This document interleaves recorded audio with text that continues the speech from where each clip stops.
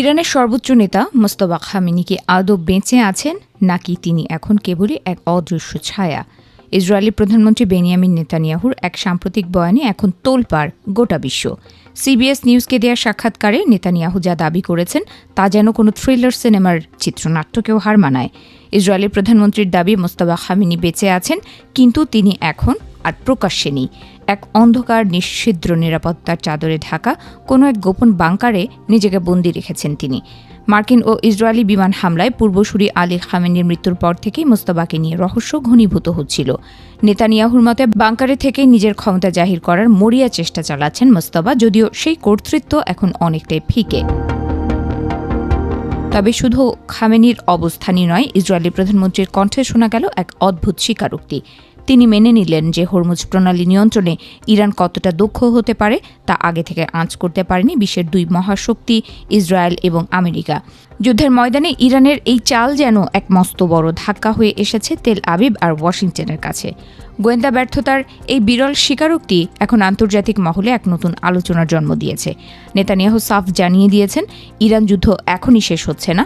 তার মতে যতক্ষণ না ইরানের মাটির তলায় লুকোনো সমৃদ্ধ ইউরেনিয়াম ভাণ্ডার পুরোপুরি ধ্বংস করা হচ্ছে এবং তাদের পারমাণবিক কেন্দ্রগুলো গুড়িয়ে দেওয়া হচ্ছে, ততক্ষণ যুদ্ধের দামামা থামবে না।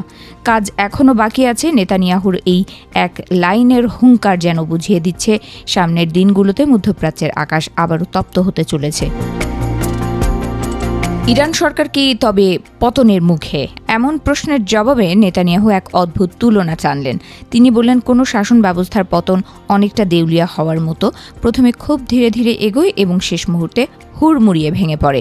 ইরানের বর্তমান অবস্থাও কি তবে সেই খাদের কিনারে? নেতানিয়াহুর ইঙ্গিত অন্তত সেদিকেই, যদিও কোনো গ্যারান্টি তিনি দিতে রাজি হননি। এদিকে রণক্ষেত্র যখন উত্তপ্ত, তখন কূটনৈতিক টেবিলেও বইছে ঝোড়ো হাওয়া। ডোনাল্ড ট্রাম্প ইরানের পক্ষ থেকে আসা শান্তি প্রস্তাবকে সরাসরি অগ্রহণযোগ্য বলে প্রত্যাখ্যান করেছেন। ইরানের প্রস্তাবিত 3 স্তরের শান্তি পরিকল্পনা এবং মার্কিন 14 দফার শর্তাবলীর মধ্যে এখন যোজন যোজন দূরত্ব।